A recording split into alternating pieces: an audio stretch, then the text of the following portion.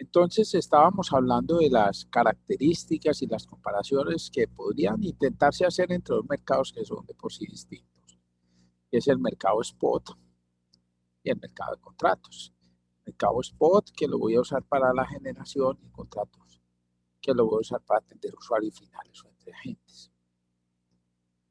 Entonces decíamos que el precio era único en el spot y nosotros había varios precios, que desde el punto de vista de la dinámica, en los dos eran mercados bastante dinámicos, que desde el punto de vista de la oferta, la expectativa del spot es solamente en el corto plazo, día a día, mientras que en los contratos de largo plazo las expectativas económicas son en el largo plazo, que en el caso de la demanda, en el spot no participa. En algunos mercados del mundo han intentado meter un poco de elasticidad al precio de la demanda de los usuarios.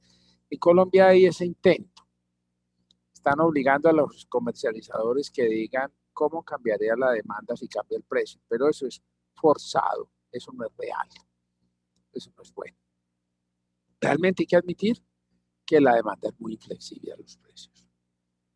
Relación con el plazo, en el spot estamos hablando de un mercado día a día, hora a hora. En el mercado de contratos son meses y años. Y aquí vale la pena hacer un comentario. Cuando este mercado apareció, los agentes no querían hacer contratos a más de 2 años, 3 años máximo. ¿Por qué? Porque temían mucho la llegada de los niños y como la energía se iba a subir, no querían contratarse durante los niños. Y eso fue cambiando en la medida en que cada vez hay más agentes interesados en la parte de generación. En la parte de generación, ellos están interesados en tener contratos. Y ahí quiero hacer una aclaración. Los generadores no hacen contratos como generadores, pero dado que la ley le permitió al generador también ser comercializador, o sea, el solo hecho de ser generador me da derecho a comercializar. Entonces, lo que ellos dijeron fue, vamos a poner a mi parte comercial a vender contratos que yo después pueda cruzar contra mi generación y de esta manera terminar vendiendo la energía, entre comillas, a precio de contrato. Simular un mercado físico. Simular un mercado físico. ¿Cómo? Yo vendo toda mi energía en la bolsa, ahora consigo un contrato que compra toda esa energía en la bolsa y la vende a precio de contrato. El resumen es que entre mi agente generador y mi comercializador, yo terminé vendiendo mi energía al precio de la bolsa y en este sentido vendí al precio de la bolsa y en este sentido el precio de bolsa fue transparente para mí. Toda mi energía la vendí en mi bolsa y toda esa misma energía la compré en la bolsa y la vendí a precio de contrato. El resumen fue que yo terminé vendiendo la energía a precio de contrato. Y con eso puedo hacer un cierre financiero de un proyecto. Si yo soy el mismo agente que genera y comercializa, pues en el fondo yo termino haciendo de alguna manera un equivalente entre venta física de energía a través de los contratos. Entonces, vinieron a decir, oiga, ¿yo cómo consigo contratos de largo plazo que estén vinculados a la energía que yo produzco? ¿Y qué le dijo el regulador colombiano? Lo siento, en Colombia la actividad de comercialización es distinta a la generación. El Estado no le puede comprar energía física a usted. Vaya y póngase y venda usted sus contratos. No, yo quiero que eso me lo haga el Estado. Pero si esto es libre y usted podría ir a vender sus contratos, pues ¿cuál es la bobada? Véndalo usted. Pues tanto molestaron y molestaron que a fin de cuentas el gobierno terminó.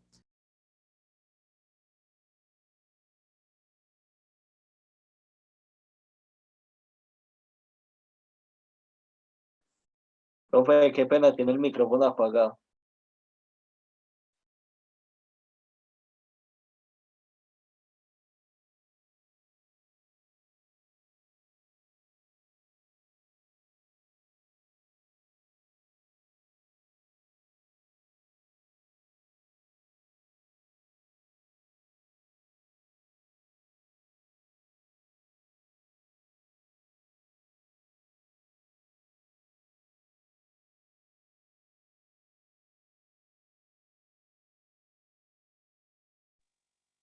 Ahora me escuchan.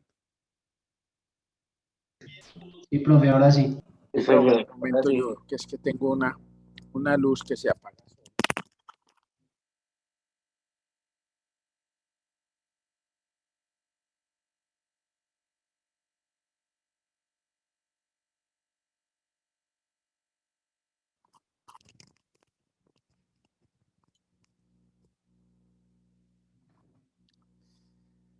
Muy bien, continuemos que esto se me complicó. Vuelvo a abrir mi presentación, la vuelvo a llevar aquí.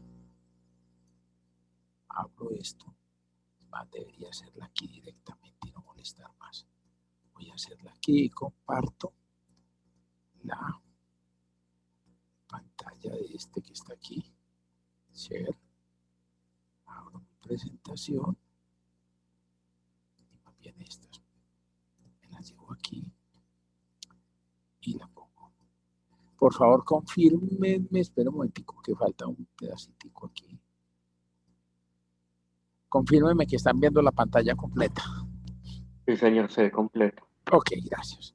Entonces, estaba cerrando esto, que en el mercado spot hablamos de días, en el mercado de contratos hablamos de plazos. Y estaba diciéndoles que los agentes que son perezosos, pues siempre han venido al gobierno a decir, oiga, véndame usted esa energía, cómpremela usted, yo no quiero salir a vender. ¿Qué le dice el, el regulador? Le dice, no, es que el mercado se diseñó para que usted venda todo en la bolsa y ya si usted quiere ir a vender a precio de bolsa otras cosas, pues vaya y hágalo, usted es libre. Pues para eso usted puede ser generador y comercializador al tiempo.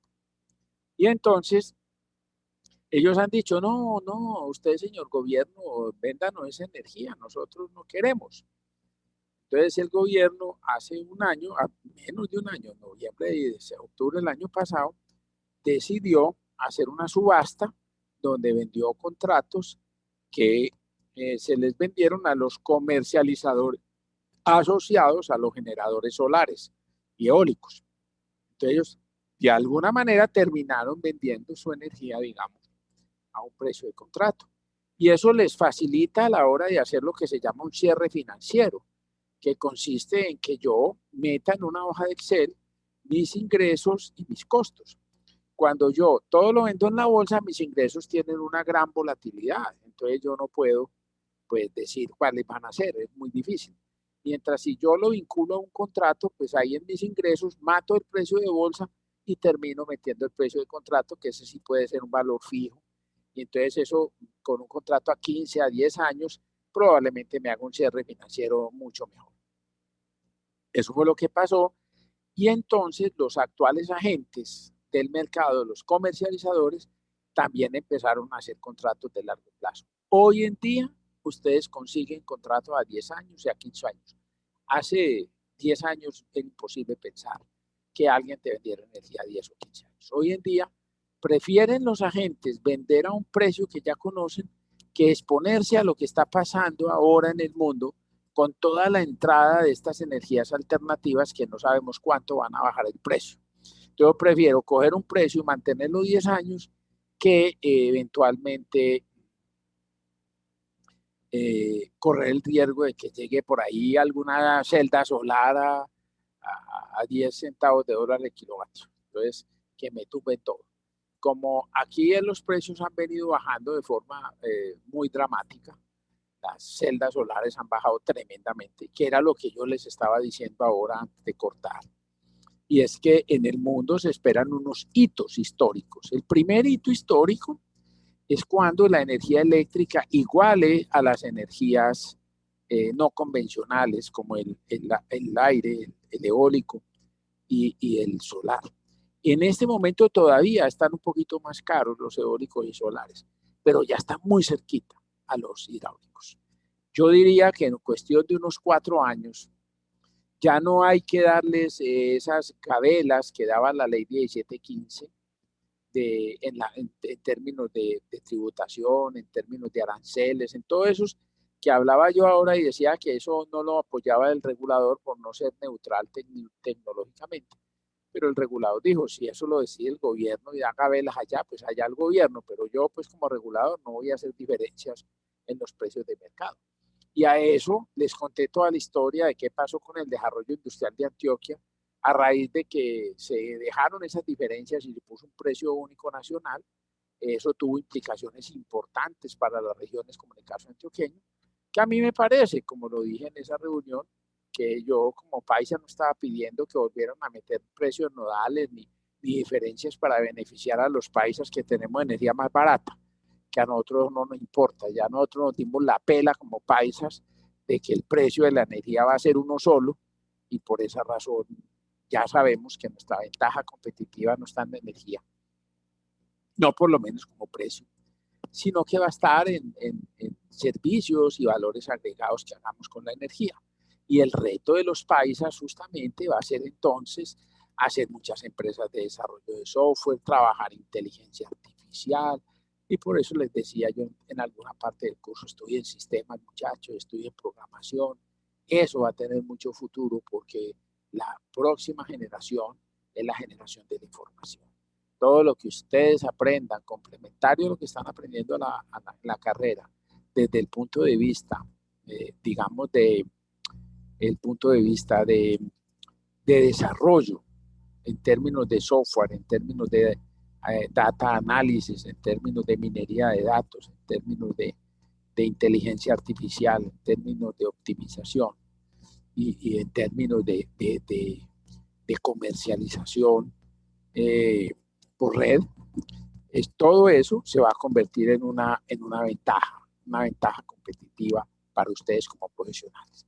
Entonces a eso yo me refería cuando hablaba de que ya en el tema de contratación, para viabilizar estos proyectos de energías no renovables, que parece que están entrando como ese primer granito que se va a presentar, que yo dije son 4.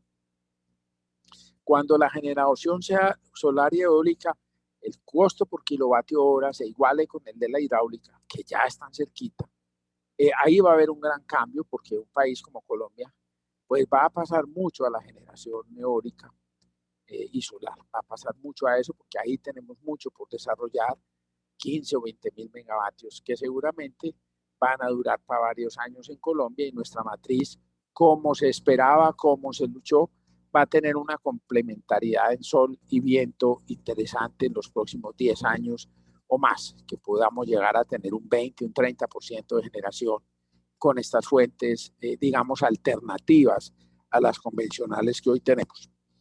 Después, otro hito importante que va a ocurrir es cuando la autogeneración se haga igual que comprar la energía de la red. Cuando a usted le sea indiferente entre poner unas celdas solares en su casa o comprar energía de la red. Eso puede pasar más o menos en unos 6 o 7 años, donde la gente diga, no, qué bobada, yo no voy a comprar en la red, me voy a poner una celda solar arriba de mi casa y le uso la red como respaldo y no tengo que comprar energía en empresas públicas. Cuando haya una igualdad de precios y eso le dé a usted ya como usuario final, también va a haber otro tema enorme porque la red, ¿quién la va a pagar si ya el usuario se autoabastece? Después va a haber otro hito importante cuando definitivamente todos los costos de la distribución se comparen con el tema del almacenamiento.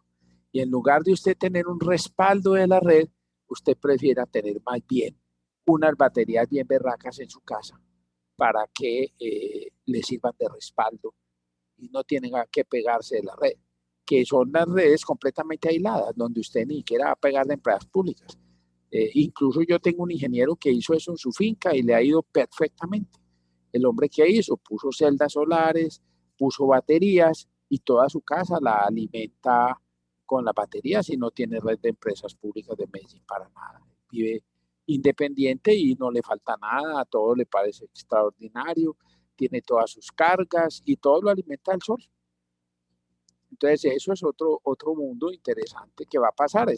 Lo hizo tal vez perdiendo plata porque tuvo que invertirle unos buenos millones a eso. Pero estamos diciendo que en un mundo en el cual ya el costo de la distribución se iguale con el almacenamiento, va a ser un punto de inflexión importante. Y el otro punto va a ser cuando los carros de combustión interna tengan el mismo costo que los carros eléctricos.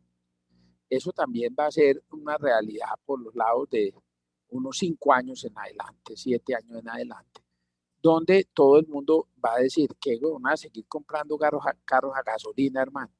No jodamos con eso, venga. Contaminamos, no queremos contaminar y eso vale lo mismo. Entonces pásese a carros eléctricos. Eso también le va a pegar a las redes eléctricas porque nosotros vamos a tener que estar modificando toda la red para tener en cuenta todo eso. Entonces, ¿cuáles las diferencias que tiene un mercado ideal y el real? Primero, que no es perfecto, que puede ser completo respecto a la información y eficiente respecto a que no hay racionamientos. En el mercado real tenemos una serie de restricciones físicas en la red que llamamos congestiones y unas restricciones físicas impuestas por el sistema de potencia y los flujos de potencia por la línea. Tenemos también como mercado algunas restricciones, porque necesitamos mecanismos de cubrimiento del riesgo de la volatilidad del precio. Tenemos también todo el tema de acceso al billete. Y en el mercado perfecto, en la composición y participación de los agentes en el mercado y su posición dominante. Que esta es la más importante. Tenemos muy grandes agentes que han hecho muy difícil hacer un mercado de energía. Yo voy a contarles una historia. Cuando se hizo la ley eléctrica en 1994, los asesores fueron una firma inglesa que se llamaba Cooper & Lybrand, una firma de consultores muy reconocidos en Inglaterra. ¿Y qué hicieron ellos? Ellos cogieron el modelo del mercado inglés y lo trasladaron a Colombia. El mercado que nosotros tenemos es una copia de lo que pretendía ser el mercado inglés. Unos años después de eso, eso ocurrió en el 94, ellos volvieron aquí en el 2001 a un seminario que hizo la CREG. Y la reguladora que vino allá nos dijo, los envidiamos. Nosotros tuvimos que cerrar el mercado. El mercado inglés ya no es lo que les dijimos a ustedes. El mercado inglés es otro mercado muy diferente, en el cual hicimos simplemente un spot para las diferencias que haya en el cierre día a día. No, ya la base está contratada. ¿Y por qué hicieron eso? Porque se les crecieron demasiado 2 agentes. Y esos 2 agentes estaban especulando con precios. Entonces dijeron, esto es una bobada. Y cerraron el mercado. El mercado inglés está cerrado. Pero la verdad es que debo decirles que el mercado inglés debió haber estado cerrado casi desde el principio, porque era un mercado que era fundamentalmente térmico. En un mercado térmico, darle a los agentes la potestad de que declaren sus costos variables siendo oligopólicos iba a ser un desastre. Los costos de un térmico se conocen, porque es el costo del combustible más los otros costos que aquí miraremos. Entonces se conocen, entonces ¿para qué diablos usted deja que ellos los declaren? No tiene ningún sentido. Y no tiene ni que especular. Mientras en Colombia nosotros tenemos un mercado que tiene 70% de agua. El agua tiene un costo de oportunidad que ya les expliqué yo al principio de este capítulo, que ese costo depende de, en el caso de un sistema centralizado, de la aversión al racionamiento que tiene el sistema, y en el caso de ofertas entregadas a los privados, depende de las expectativas de venta mejor del agua más adelante, que lo llamamos un precio de oportunidad. Entonces, esas cosas dependen del mercado. Muy bien.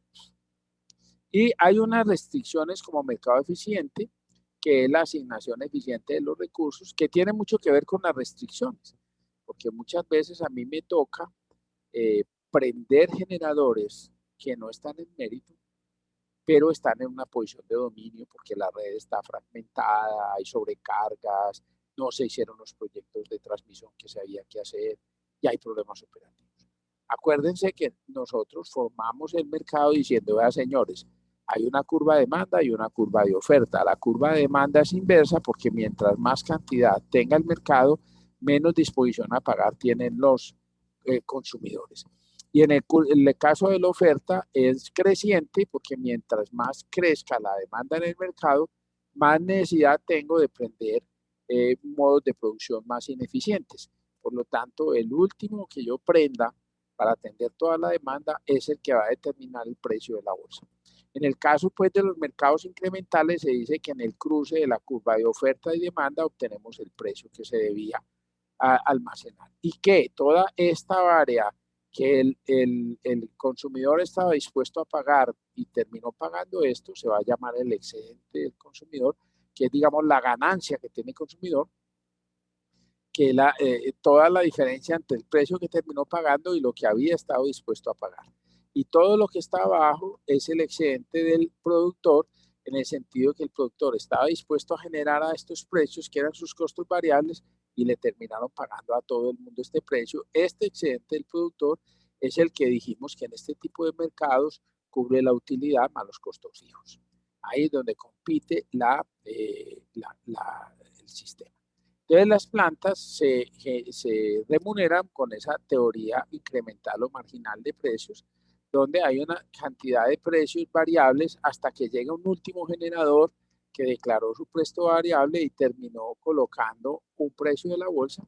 En ese precio el generador marginal recupera solamente los costos variables de la hora que fue despachado, pero los demás generadores recuperan toda la diferencia entre esta curva y el precio que pagó. Ellos sí ganan plata.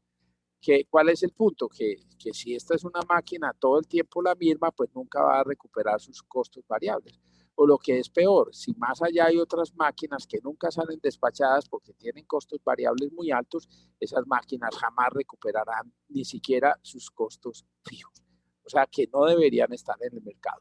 Por esta razón, para estas máquinas muy costosas que se prenden muy poco, la regulación previó un cargo que se va a llamar cargo por confiabilidad, para darles un ingreso que les permita ir pagando sus costos fijos si no salen despachadas, de tal manera que no se vayan del mercado, porque como sabemos, cada 4 a 6 años nosotros tenemos un niño y no querríamos que nos llegue un niño bien bravo y nuestras plantas térmicas se hayan ido del país. Por esa razón les damos ahí una platica para que se sostengan y se mantengan a partir de ese valor. Aspectos que afectan el comportamiento del mercado. Primero, la maximización del beneficio global de la comunidad. Implica una intervención estatal en busca de la maximización del beneficio global. Esa es la función del regulador. La rentabilidad de la gente, que es lo que él busca como participación del mercado para maximizar sus beneficios. La confiabilidad del suministro de energía, que es política del Estado que busca que no vaya a faltar y no vaya a haber desabastecimiento. Las tarifas, que recogen la disponibilidad de pago que tienen los usuarios por el servicio. La estructura del mercado como tal, que es toda la organización que hacemos para estructurar el mercado, como hemos dicho. El funcionamiento del sistema de potencia, que es controlar todas esas restricciones por los flujos que tiene el sistema, labor de XM. Simetría o asimetría de la información, es decir, simetría, ya les expliqué, o si no les explico, que en términos regulatorios la palabra simetría o asimetría se refiere a información correcta o incorrecta. Se dice que la información es asimétrica cuando los agentes la alteran para engañar al regulador y hacerle creer algunas cosas que no son ciertas. Entonces ahí se dice que hay asimetría en la información. Una forma elegante de decir mentiras, ¿no? Trampa que tienen los agentes que participan. Existencia o inexistencia de mecanismos de cubrimiento de riesgo, como esos mercados financieros, etcétera, que es mecanismos de cubrimiento de riesgos pueden ser los mercados de derivados financieros, los contratos bilaterales y cualquier mecanismo para cubrir el riesgo de los agentes, contratos de largo plazo y todo esto. Luego está el tema importante de la fortaleza o debilidad de la institución. Y en esto pues no he hecho mucha explicación con ustedes, pero una de las características más importantes que tiene que tener un esquema de estos como de mercados es que haya instituciones fuertes. que garantice que las reglas se cumplan y que los agentes no hagan trampa. Y uno dice, no, pues es que es muy fácil, el regulador dice y todos cumplen. No, señor, hay muchos países en los cuales infortunadamente los agentes hacen lo que les da la gana, manejan todo como les da la gana. Una de las cosas que hablábamos en esta charla que di yo esta semana en Perú, era que el tipo que habló de Perú, que es parte de los miembros de los INERMIN, que es allá como la cree, el tipo se quejaba y decía que ellos entregaron el COES. El COES es como el XMD, pero de Perú. Se lo entregaron a los agentes y esos agentes manipulan ese COES y hacen lo que les da la gana. Aquí en Colombia ha habido mucha presión, incluso ahora en esta reforma del sector. No faltó el asesor que dijo que vendieran esa empresa y se la entregaran a los agentes. Es decir, ha habido siempre presiones para que le entreguen el manejo del sistema a los propios agentes. Y ahí, pues obviamente ellos van a poner sus fichas y van a empezar a manipular todo para ellos beneficiarse. Entonces, es muy importante que en el sistema haya un ISO, en inglés ISO, Independent System Operator, un operador del sistema independiente de los agentes. Eso es muy reclamado en toda parte y obviamente en todos los países los agentes quieren intervenir para que el sistema lo operen ellos, los propios agentes. En Colombia, gracias al señor XM, es independiente en el sentido que depende de ISA, e ISA es un transportador que no tiene interés como agente, por lo tanto, ISA no es un problema. Y bueno, finalmente, un tema muy importante que es la transparencia, es que todas estas decisiones se conozcan y puedan ser, digamos, cuestionadas. Voy a hablar un poco, aunque más adelante voy a entrar en detalles sobre los mercados financieros de la energía eléctrica. Entonces nosotros tenemos que el mercado de energía tiene muchos componentes. Nosotros tenemos un mercado spot o de corto plazo. Tenemos un mercado de largo plazo, que son los contratos bilaterales. Tenemos un cargo por confiabilidad, que después voy a explicar un poquito en qué consiste. Aquí está todo el tema de contratos bilaterales. Aquí está el mercado de derivados financieros, que en Colombia no se ha podido implementar porque los agentes no han dejado que se implementen. Y está todo el tema de los servicios complementarios. Dentro de los servicios complementarios que pueden ser remunerados, ahí vale mencionar la pena uno. El primero, para mí el más importante, es la estabilidad. Queremos tener un sistema en el cual nosotros podamos tener contratos con gente que nos ponga, por ejemplo, masas rodantes a girar para darle inercia al sistema, para darle hacha al sistema, o baterías que en el momento en que haya problemas de frecuencia, esas baterías absorban energía de la red o entreguen energía a la red a fin de controlar la frecuencia y que eso se pague como un servicio complementario. Países, por ejemplo, como Estados Unidos, en California, ya hay instalaciones de baterías cuyo uso es controlar estabilidad y les pagan por eso. Y luego está la GC, que es el que les voy a entregar en la clase, que es Automatic Generation Control. Eso es lo que está aquí. Todo esto está montado dentro de lo que llamamos el mercado. Aquí hemos visto cómo los contratos, si 100% es la energía que se consume, los contratos van mucho más del 100%. Eso lo voy a explicar más claramente cuando explique en qué consiste un mercado de derivados financieros y ustedes me puedan entender claramente por qué la idea es que haya mucho más contratación que la energía. Porque aquí no estamos hablando de energía, sino de volatilidad de precios. Las transacciones han aumentado, pero con el paso del tiempo volvieron a disminuir. En Colombia, infortunadamente, los generadores se apropiaron del mercado. Ellos son los grandes comercializadores, han venido aplastando a los comercializadores pequeños en el paso del tiempo y les negaron pelechar y crecer, los aplastaron. Y no tenemos un mercado de comercializadores en Colombia. La comercialización prácticamente la están haciendo los grandes generadores. Entonces, obviamente, que este índice de sobrecontratación por encima de la demanda no se está cumpliendo. El mercado que reclama, necesitamos nuevas herramientas que incrementen liquidez. ¿Qué significa liquidez? La capacidad que yo tengo de comprar y vender. Mientras más rápidamente yo salga de un contrato o consiga un contrato, se dice que es más líquido, más transable, más movimientos. Eso va a ser propio de los mercados financieros que después voy a explicar. El modelo de mercado libre basado en diseños declarados y mercado perfecto tiene en realidad unas características oligopólicas que hacen que la creación de costos no sea eficiente. Para esto, entonces, vamos a definir un índice que se llama el índice HHI, en honor a Herzog, el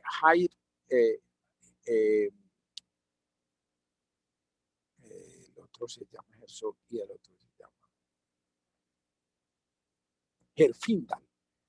Herzog y Herfindahl, que son dos investigadores económicos que plantearon este índice para medir la concentración de un mercado. ¿Qué significa concentración? La tendencia a ser monopólico. Entonces, este índice es muy sencillo. Basta que usted coja la participación de cada agente en el mercado y en porcentaje y la eleve al cuadrado y la sume. ¿Cuántos participantes tenga el mercado? Yo tengo un participante que tiene el 30% del mercado. 30 al cuadrado a 900, ya empieza en 900. Después tengo un participante que tiene el 20% del mercado. O sea, ya tengo 900 en uno y 20 por 20, 400. O sea, 1.300 entre dos agentes. Ahora tengo otro que tiene el 10%, 10 por 10, 100. Entonces tengo 1.300 más 100, 1.400. Y así voy sumando las participaciones en porcentaje de todos los participantes del mercado en función de qué porcentaje tienen del mercado.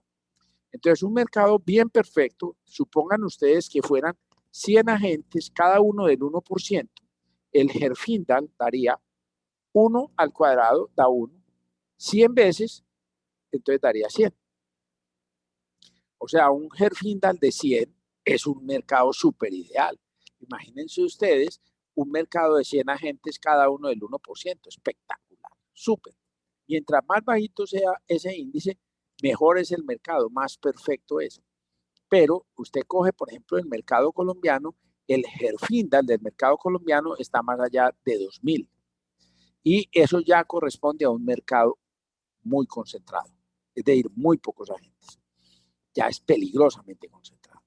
Obviamente, si usted quisiera calcular el Herfindahl del otro extremo, que es el Herfindahl de un mercado donde no hay sino un agente, el máximo Herfindahl daría 100 al cuadrado, porque es un solo agente que tiene el 100% del mercado. 100 al cuadrado da 10.000. Por lo tanto, el índice Herfindahl va variando entre 0, digamos en teoría, o muy chiquito, hasta 10.000, que ya es un monopolio. Entonces, obviamente, si yo tengo ese monopolio, yo voy a tener 10.000. Entonces, Herfindahl viene entre 0 y 10.000. Incluso en algunos autores dividen todo esto por 10.000, para que les queden por unidad. El más alto Herfindahl sería 1 y el más bajito. Y alrededor de 2 ya es un mercado muy concentrado que hay que meterle la mano. Entonces, por esta razón, un índice con el cual se mide la concentración de los mercados es el Herfindahl, que es la suma de las participaciones en porcentaje de cada uno de los agentes al cuadrado. Las reglas fundamentales de funcionamiento se deben mantener desde que entre en operación el mercado. Su funcionamiento como un mercado eficiente de formación de precios, desde que no haya posición dominante, es fundamental como señal para el mercado de contratos y para la entrada de nuevos participantes. Los contratos van a usar la bolsa como referencia. Si bien van a suavizar los precios, de todas maneras la bolsa y los contratos tienen que estar unidos, porque recuerde que el contrato es una cosa que va a pasar por la bolsa de todas maneras. Después lo vamos a mirar.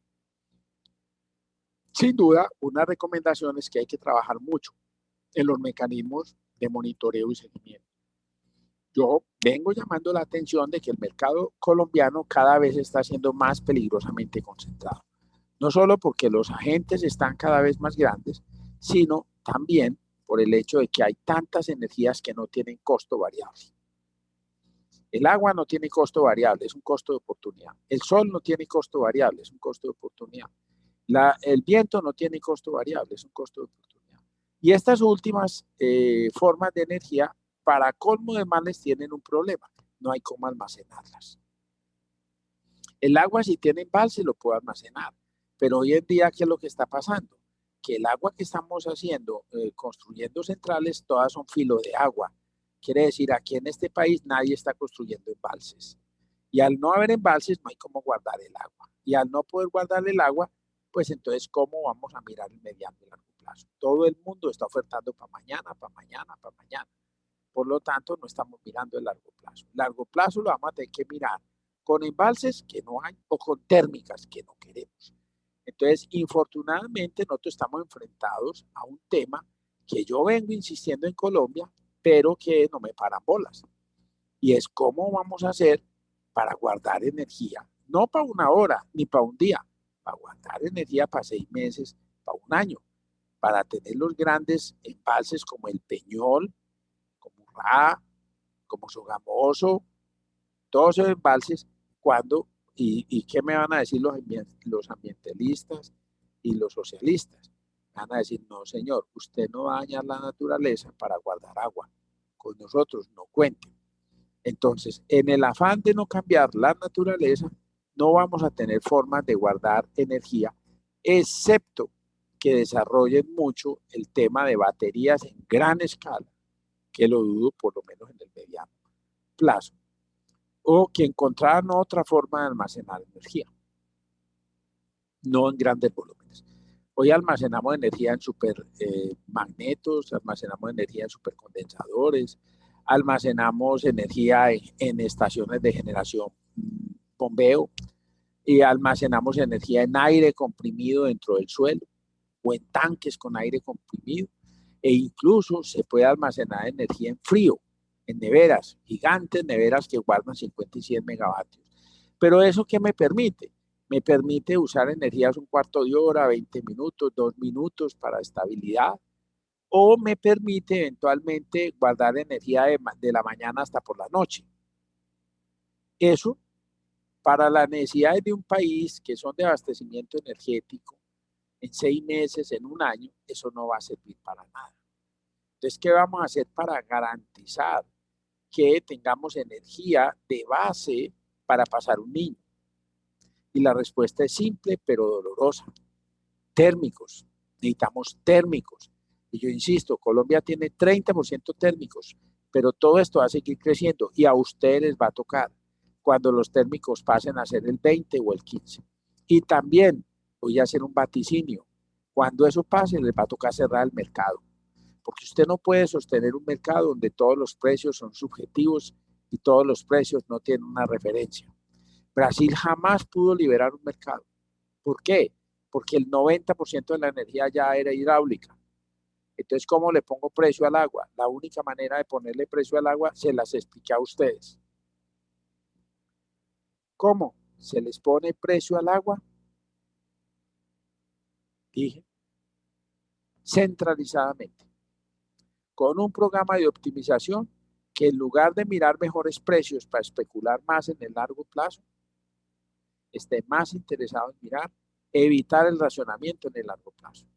Por lo tanto, estos países han tenido que seguir despachando con un algoritmo que valore el agua.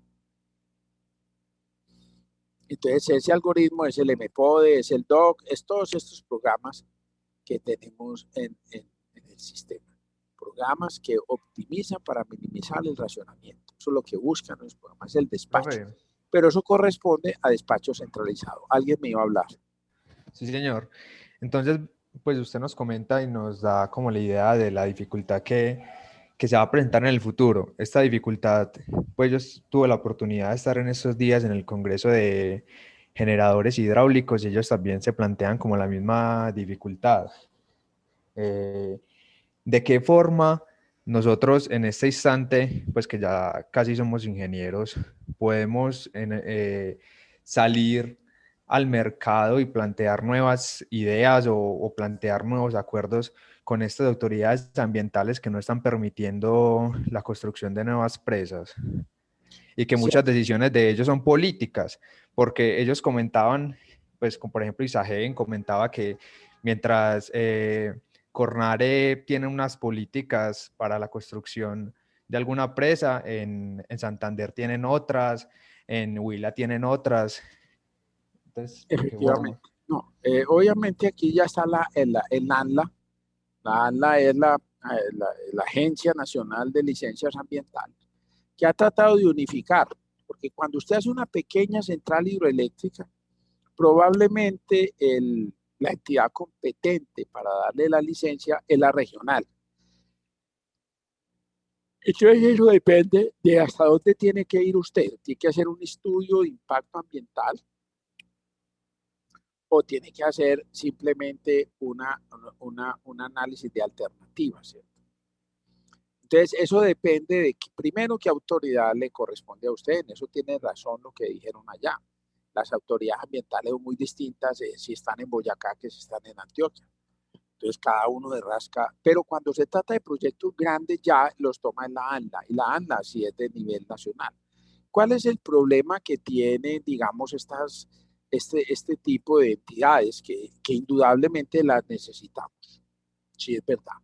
La necesitamos porque hemos venido siendo muy descarados como seres humanos con, con la naturaleza. Nosotros somos los depredadores, somos el más grande depredador. Hemos acabado con miles y miles de especies. Hemos deforestado este planeta a más no poder. Hemos sacado el petróleo que tenía ya metido 1.000 millones de años, 500 millones de años, lo sacamos para quemarlo aquí. Y hemos llenado este ambiente de CO2 y lo hemos llenado de gas metano y lo hemos llenado de porquerías. Hemos el resto construido de plásticos que lo hemos tirado a los mares para acabar con toda la vida por nuestro descuido, nuestra cochinada. Y no nos hemos planteado si el mundo es sostenible.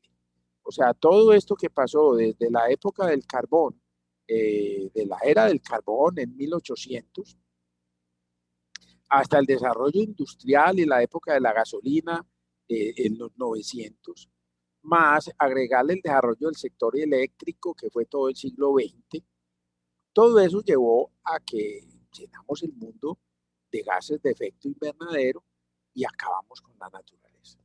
¿Qué sucede en las generaciones como ustedes? Y es que se dieron cuenta que eso no es carreta, que eso es verdad, ¿cierto?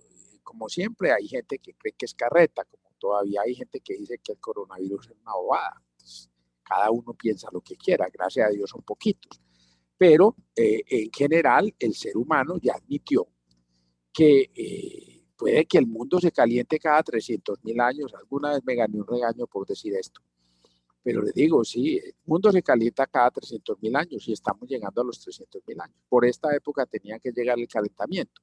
Pero independientemente de que haya sido el planeta que cada 300.000 años se calienta o que nosotros estemos llenando esto de gases de efecto invernadero, sea cual sea el problema real y lo tenemos. Y es que esto está calentando, el parche, y esto nos va a cambiar por todas partes. Entonces, en ese sentido, ha venido como esa tendencia de ustedes los jóvenes a decir, bueno, carajo, ¿qué vamos a hacer con esto? Entonces, tenemos que acabar con la época del petróleo.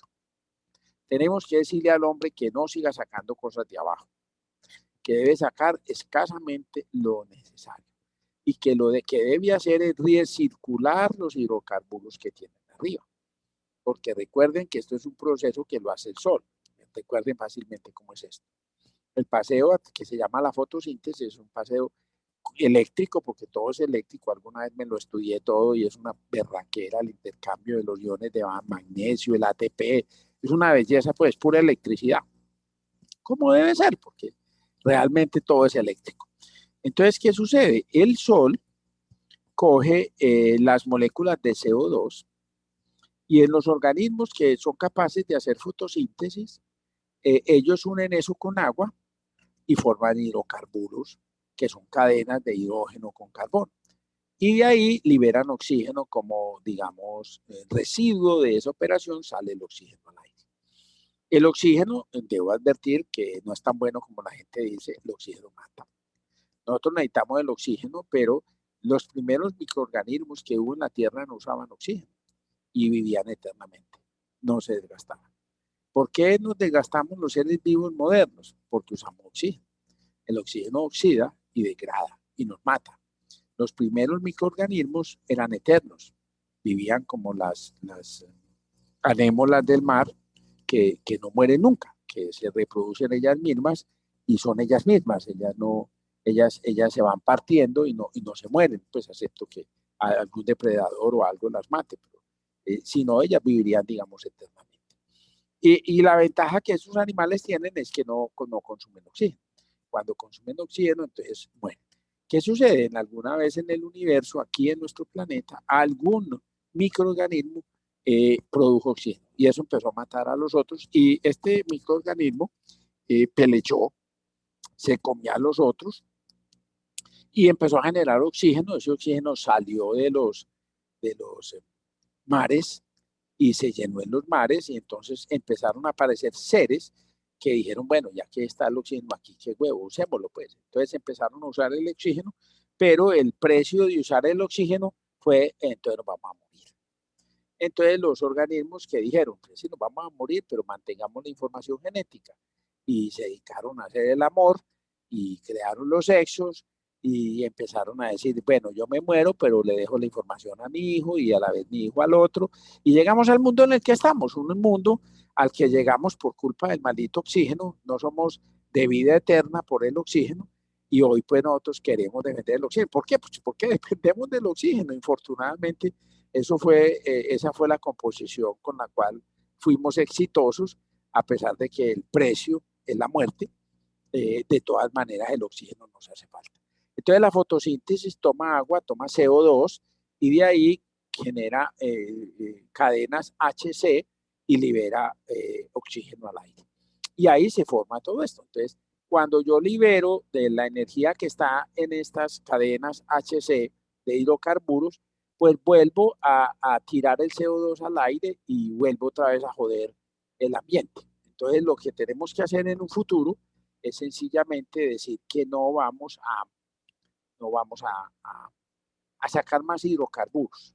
Ya lo que está abajo, y más bien reciclemos lo que está arriba, y ese seguramente va a ser el futuro que les toque a ustedes, donde ellos van a decir, no, todo lo que necesitemos de hidrocarburos lo vamos a sacar de los bosques y resembraremos y tratemos de hacer una economía circular alrededor de eso, pero tratemos de sacar de abajo lo menos posible porque estamos perrateando este mundo. Y como ya sacamos tanto, entonces lo que vamos a tener es capturar ese CO2 y entonces pues hoy hay una gran lucha de ver cómo capturar el CO2 con máquinas, cómo enfriarlo y tirarlo en el fondo del mar. Eso han inventado cuánta cosa, cuando la solución probablemente sea volver a sembrar y sembrar y sembrar y sembrar y llenar el mar de plancton, que también tiene fotosíntesis, y llenar los bosques de árboles y con eso le damos oportunidad a recuperar mucha biodiversidad. Creo que ese va a ser el camino que el mundo va a seguir y esa lucha de reforestar otra vez el mundo. Creo que es perfectamente factible. Creo que a ustedes les va a tocar vivir una época de enormes reforestaciones en el Amazonas y en todos nuestros bosques y el mundo va a pagar por eso, porque usted siembre árboles, que tenga su finca llena de árboles. Eso va a ser la solución realmente, volver y decir, bueno, recuperemos todos estos bosques y volvamos a capturar todo ese CO2. Entonces, efectivamente, cuando usted habla de almacenar energía, el problema se complica. Como no podemos almacenar energía, el ser humano se la apostó a una cosa. Eso que el ser humano apostó se llama la energía nuclear por fusión, que es básicamente convertir el agua en helio, el hidrógeno en helio, y liberar una gran cantidad de energía como pasa en el Sol. Para eso se requieren grandísimas presiones y grandísimas temperaturas. Con los rayos láseres ya lograron las altas temperaturas que necesitan y con el tokamak, que son los supermagnetos, han logrado las grandes presiones que requieren. Y el fenómeno no ha podido pasar de ahí por el control de la reacción. Lo que no hemos es podido controlar esa reacción más de unos pocos microsegundos. El ser humano, cuando sea capaz de controlar la fusión, que no se le vuelva una vaina en cadena, que logre producir lo que ellos necesitan, ese día tendremos energía que no es ya preocupante. Mientras tanto, tendremos que seguir usando el sol. Esa es nuestra energía, tanto la energía hidráulica como la energía fósil, o sea, la térmica, la fósil, como la energía solar y eólica son energías del sol. Por eso les advertía que es que nosotros al sol se lo debemos todo. La hidráulica evapora el agua, sube a las nubes, cae en una montaña y yo aprovecho esa caída, esa diferencia de altura y genero. Si no hubiera evaporación, no podría hacer ese trabajo. Y la solar y la eólica es directa y es obvia. Y bueno, la de hidrocarburos fue energía almacenada de fotosíntesis en muchísimos bosques que después quedaron pues confinados y enterrados y ahí quedó todo. Entonces sí, tenemos un gran reto de almacenamiento de energía en gran escala. O sea, no nos sirve energía para un día. Hoy estamos llenos de baterías, estamos llenos de plantas de generación, bombeo, que eso almacena energía por un día, a una hora. Eso no nos va a traer. Excepto que alguien logre descubrir una forma de almacenar energía en cantidades importantes, nosotros estaremos abocados al problema de, por ejemplo, en caso de nosotros, del niño. Entonces, ¿qué es lo que tiene que hacer un país como Colombia para terminar la clase de hoy? Tiene que complementar su energía. ¿Y cómo va a complementar la energía? La va a complementar con energía, sobre todo el gas. El gas se bajó mucho de precio. Y voy a explicar por qué y con eso termino la clase. El gas bajó muchísimo de precio porque apareció una nueva tecnología para extraer gas que se llama el gas shale, S-H-A-L-E, shale. El gas shale es un gas que se saca de las piedras. Es un fracking a las piedras. Se llama gas de esquisto o gas shale, que es que las piedras almacenan muchísimo gas. Entonces, pártala y sale gas. Por eso, cuando hablan, por ejemplo, que gasificar el carbón. ¿Qué es gasificar el carbón? Coger el carbón y partirlo y sacar el gas que tiene, que es gran parte del poder calorífico del carbón. En realidad lo tiene, es un gas que tiene por dentro. Entonces, ¿qué pasó? Que los gringos no tienen los problemas ambientales que tenemos nosotros en Colombia. Hombre, todo lo que diga fracking, todos vomitan, ustedes los jóvenes vomitan inmediatamente. Los gringos tienen huevo con eso. Entonces, las reservas de gas shale son enormes. Para terminar, voy a contar cómo son las reservas en Colombia para que ustedes tengan una ligera idea de lo que estoy hablando. Hoy, las reservas de gas en Colombia están en alrededor de unos 5 terapiés cúbicos de gas. Eso es lo que tiene Colombia. 5 terapiés cúbicos y bajando. Nos van a durar 3, 4 años más. No, eso no dura mayor cosa. Porque nos estamos comiendo el gas de Cusiana y ya el gas de ballena nos lo comimos hace rato. Y eso eran los dos grandes campos de gas que tenía el país. Nos quedamos sin gas. Entonces, bueno, ¿qué vamos a hacer si nos quedamos sin gas? Entonces, bueno, Colombia hizo un estudio de cuál es el potencial de gas shale. Entonces, para que ustedes tengan una idea, la cosa va así. 5 terapiés cúbicos de gas tenemos de reserva. Venezuela, que es el país de más reservas en el mundo, tiene probadas, y eso que los venezolanos van a empezar a chuzar bien el suelo, tienen 110 terapiés cúbicos. Eso tiene sus tipos. Nosotros 5, ellos tienen 110. Para que vamos teniendo una idea de que ellos tienen 30 veces el gas que nosotros tenemos. Listo. Pero las reservas que Colombia ha encontrado de gas shale son 490 terapiés cúbicos. O sea, nosotros tenemos más de 5 veces las reservas que tiene Venezuela en gas. Pero eso sí, en piedras, no está limpiecito. Todavía no hemos encontrado el gas limpiecito. Lo que pasa es que el gas no se busca, el gas se encuentra. Los señores petroleros no buscan gas. Los señores petroleros buscan petróleo y frecuentemente buscando petróleo encuentran gas. Y entonces es el premio de consolación. Bueno, hermano, no encontramos petróleo, pero hay un gasecito, saquémoslo. Ese es un premio de consolación. También los campos que encuentran, como es el caso de Cusiana, vienen un gas combinado que se llama el gas asociado con el campo. Significa que ellos encuentran petróleo y encuentran gas. En el caso de Cusiana, ellos sacaron el gas y volvieron a reinyectarlo. Lo sacaban y lo reinyectaban para empujar más petróleo. Y obviamente eso llega a un momento que es cuando ya el campo llega al máximo y empieza a decrecer, ya no justifica meterle más gas. Entonces empiezan a sacarlo. Ellos empezaron en Cusiana a sacar el gas en el 2004. Yo estaba en la CRE cuando eso pasó. Dijeron, vamos a sacar, pusieron una planta de 200 millones de pies cúbicos diarios y empezaron a sacar ese gas y ya lo llevan sacando 15 años. O sea, ya prácticamente ese campo está seco y ya lo que queda es muy poquito. Entonces, Ballena seco porque duró 50 años y lo vaciaron. Cusiana seco y ya quedan unos pocitos ahí de pipiripao. Entonces, ¿qué hizo el país? Puso 2 estaciones conversoras. La primera la puso en la costa, la puso en Cartagena, que trae gas de las Islas Vírgenes y lo licúa, pues le baja de temperatura por debajo de 0 grados, lo licúa, lo vuelve líquido y después lo regasifica cuando llega a Colombia a la planta de regasificación. Y en este momento la UME está sacando los términos. Yo voy a participar en ese concurso con unos gringos para hacer una planta de regasificación en Buenaventura.